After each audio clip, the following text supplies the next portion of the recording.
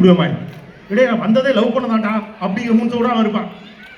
அம்மாட்ட நீங்கள் ஃபோன் பண்ணிச்சுங்க, அம்மா சொல்லுவாங்க ஒரு 4 வருஷம் நீ பொறுப்பாக படிச்சுட்டீங்கன்னா அதுக்கப்புறம் சந்தோஷமா இருக்கலாம். பொறுப்பாக இருப்பது மகிழ்ச்சி இல்லை, பொறுப்போடு இருக்கிறது கஷ்டம். பொறுப்பை கடந்தோம் நீ மகிழ்ச்சியாக இருக்கலாம். முடிச்ச உடனே ஆஹா முடிஞ்சு ஆன்லைனில் கிடச்சாச்சு, வேலை எடுத்தோடனே கேம்பஸில் கிடச்சிச்சு, 25,000 50,000 சம்பளம். உள்ளே போகிறோம், அவன் கொண்டு போய் மைசூரில் போட்டு முதல் நாள் ஓரியன்டேஷன் அங்கே போட்டுட்டு கோபிநாத் மாதிரி கோட் போட்டு ஒரு கேரக்டர் அங்கே வரும். வந்தவன் சொல்லுவான், இத்தனை வருஷம் நீ படிச்சாலும் ஒன்றும் கிடையாது, மவனை ப்ராஜெக்ட் தான் நீ புதுசாக படிக்கணுமா, ஏலே முதல்ல மோண்டு பேண்டு கல்வியாடா என்னடா சொல்றீங்க அப்படின்ட்டு அம்மாவுக்கு நீங்கள் ஒரு ஃபோன் அடிங்க. அவங்க சொல்லுவாங்க, இன்னும் 3 வருஷம் பொறுப்பாக வேலை பார்த்துட்டீங்கன்னா உனக்கு ஒரு கல்யாணம் பண்ணி வச்சு உன்னை பார்த்துட்டு ஒருத்தி வருவா, அவங்க எல்லாத்தையும் பண்ணுவாங்க. அப்படி நம்பி படித்த ஏமாளியை தான் பூரா போயிடும். பின்னால் மகிழ்ச்சி வரும், இப்ப மகிழ்ச்சி கிடையாது. படிப்பது மகிழ்ச்சி கிடையாது, வேலை செய்வது மகிழ்ச்சி கிடையாது, இதெல்லாம் மகிழ்ச்சி கிடையாது. சுமப்பதுதான் மகிழ்ச்சின்னு உங்களுக்கு சொல்லி கொடுத்தான். பொறுப்போடு இருப்பது மகிழ்ச்சி நமக்கு சொல்லியே கொடுக்கல, அப்போ நமக்கு அது புரியல. அதுக்கடுத்த காலகட்டத்தில் இவனு நம்பி பக்கத்து சீட்ல ஐ லவ் யூ கொடுத்த பிள்ளைக்கானோ மம்மி அப்படிலாம் சொல்லி அவங்க சொன்னபடியே அத்தை பொண்ணையோ மாமா பொண்ணையோ கட்டி, இல்லை ஏதோ ஒரு ஊர்ல பார்த்ததை கட்டி, இல்லை லவ் பண்ண பிள்ளைய கட்டி என்னமோ பண்ணி மணிரத்ன படம் எல்லாம் இந்த கௌதம் மேனன் படம்லாம் பார்த்து காலையில ஒரு பொண்ணு தலை நிறைய மல்லிகைப்பூட ஈரத்தலையோட பெட் காஃபி கொண்டாந்து கொடுக்கும், அந்த பிள்ளை அப்படி இழுத்து கட்டி பிடிக்கிற ஒரு சீனை மட்டும் மைண்ட்ல ஒத்த வயலில் வச்சிருக்கோம். அந்த கனவோடு அந்த நாள் கல்யாண நாள் அடுத்த நாள் எப்படின்னா கிளிங் கிளிங் ஒரு சவுண்டு கேட்கும். என்னடான்னு பார்த்தா ஒரு பொண்ணு நைட்டியை போட்டு தூக்குவாளி வச்சிருக்கும்.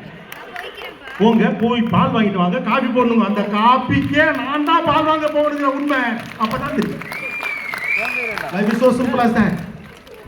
அந்த பொண்ணு வந்து பார்த்துக்கணும்னு சொன்னாங்க. இல்லை அந்த பொண்ணு அங்கேருந்து போடணும். அம்மா என்ன சொன்ன, உனக்குன்னு ஒருத்தி வருவா, அவ எல்லாத்தையும் பார்த்துக்குவான்னு சொன்னியம்மா, நான்லாம் பால் ஊத்துக்கே வந்தது நம்ம, என்னை பால் ஊத்துக்கு வர சொல்லிட்டாமா. அம்மாக்கள் டயர்டே ஆகாம இன்னும் 1 வருஷமா 2 வருஷமா உனக்குன்னு ஒரு பிள்ளை வந்துட்டா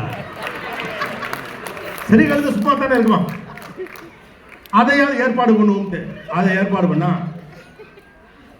அதே மகிழ்ச்சியில எப்படியே போ கட் பண்ணா.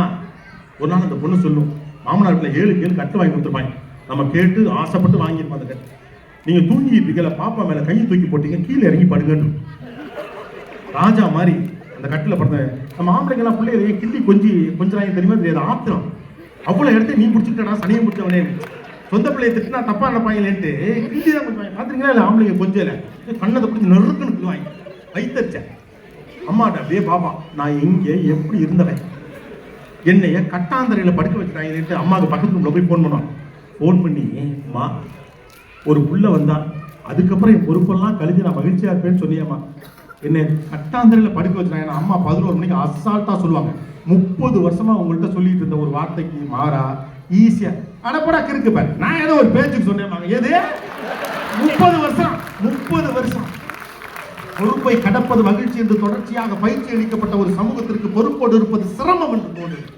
We were trained in such a way that keeping with commitment is the biggest tough thing. No, being with committed activities is called happiness. ஒரு தந்தையிடம் வந்து அதைத்தான் நீங்க கத்துக்கணும். பிள்ளைகளுக்காக கடைசி வரைக்கும் உழைக்கிற மனிதன் சந்தோஷமாக இருக்காங்க, புள்ள நல்ல அன்புதான் பொறுப்பு. Commitment is a charm of life. பொறுப்பை அலுவலோடு தொடர்பு படுத்தாது. சற்று பொறுப்பு இல்லாமலும் சமூகம் இருக்கட்டும், தவறு பரவாயில்ல, சின்ன தவறுகளுக்கு இடம் கொடு, கட் அண்ட் ரைட்டா பூர்த்தி இருக்காது. அப்புறம் இந்த கில்ட்டில் வீட்டுக்காரங்களை வச்சுக்கிற இந்த கேமை மட்டும் தயவு செஞ்சு நிறுத்திடுங்க. நீங்க வழக்கம் போல நாட்டோட பொருளாதாரத்தை காப்பாற்று. Thanks a lot. Somewhere there are some technical disturbances. Of course we are trying to manage somehow. So awesome thing. Thanks a lot. ரொம்ப சந்தோஷம். இதுக்கு முன்னால நான் ஒரு 7-8 வருஷத்துக்கு முன்னால இங்க வந்திருக்கேன்னு எனக்கு சொன்னாங்க, எனக்கு ஞாபகம் இல்லை, ஏன்னா ஏர்போர்ட்லாம் வேற மாதிரி இருந்துச்சு. ஸோ 2வது முறை நான் வரேன் அப்படின்னு நினைக்கிறேன். வாய்ப்பு இருந்தால் இன்னொரு முறையும் சந்திப்போம். வாழ்த்துக்கள், நன்றி, குட் நைட், தேங்க்யூ.